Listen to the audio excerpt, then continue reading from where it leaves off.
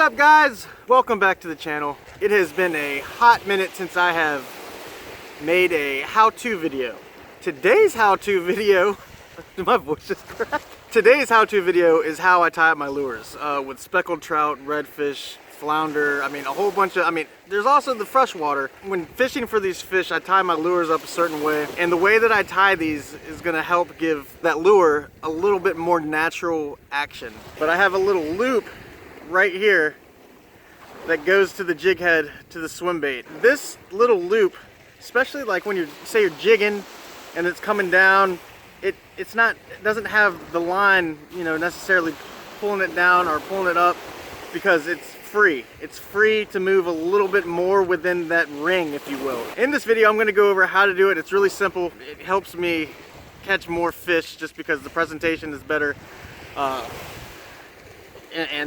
The presentation is better, fires up the fish a good bit more. So let me go ahead and get over here and I'll show you how to make this knot. All right, well, I didn't have my fishing line out there, or the rope out there on the beach, so we're back at the office. Using this for demonstration purposes. It has a big split ring. I never tie this knot with a lure that has a split ring on it. This is just for demonstration purposes because what I'm using, so y'all can see better, can go through this. Have a bait, lure, whatever, and you have your line, your leader line. I never run this knot on braid. It's always fluoro or mono. First step, easy enough.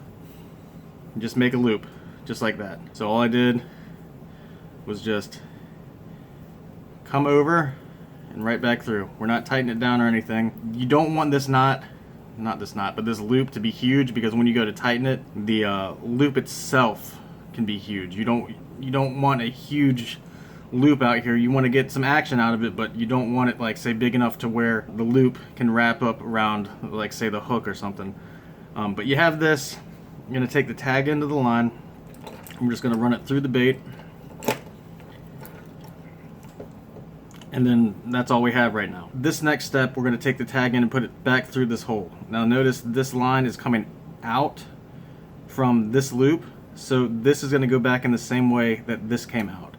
So you're just going to put it right back in there. Okay, you don't want it to go this way on opposite sides of this part of the line. Go straight back in where you came from. All right.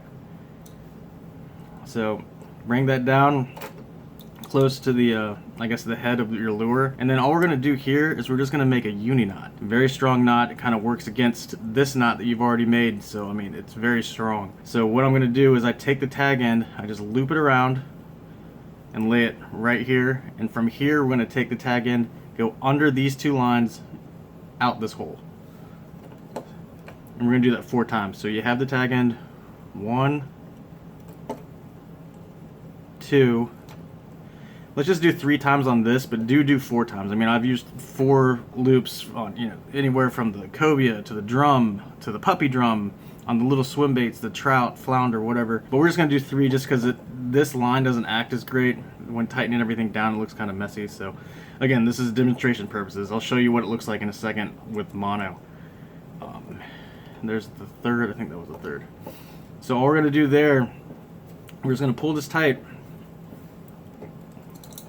cinch it up a little bit, and we're gonna pull down, and then on the mono, everything's gonna fall into place, because you can see, look right here, this line, this piece right here passes through that first knot that you made, and it's just gonna get hung up right there, and that's what you want. So you tighten it down, make it look all pretty. Again, it's gonna be so much easier with mono when y'all do this, but that's what you have. Great knot. This will come down to here, just like that. Obviously, clip your tag end, and you're ready to go. That is it. Again, don't use this on braid. I don't really see an advantage to using braid with this loop knot to the lure, but that's pretty much it. Now I know what you're thinking. Some people, when fishing this knot, you're worried about the tag end going through, like, say, debris, grass, whatever, this getting caught up on it or something like that. Not a big deal. It is really not a big deal. It makes sense, but how many times, I couldn't even tell you. It's barely ever happened where I've retrieved my lure, got grass or something on here, and not the hooks. There's a simple solution for this to make this as minimal as possible. So this is it tied up with mono. got your knot right here. Hopefully it's focusing pretty well here. So obviously this is a huge tag end, so you're just going to cut it down after you tighten it all up. Cut it down, and simple trick right here. Just take a piece of aluminum foil, pop the tag end through the aluminum foil so it's exposed like that. Take a lighter and melt it down a little bit. Let it cool off, whatever, for a second, because if you pull it right off, this part that's melted will come with the aluminum foil. I think it's good now, so we're just going to pull it off. And look at that. So that knot is very minimal in size. The tag end is very minimal in size. We've got this part kind of into a little ball there, so if you're worried about it slipping, that'll help out a little bit too, but it's not really, never slips. Not going anywhere. This is what's going to catch you the fish.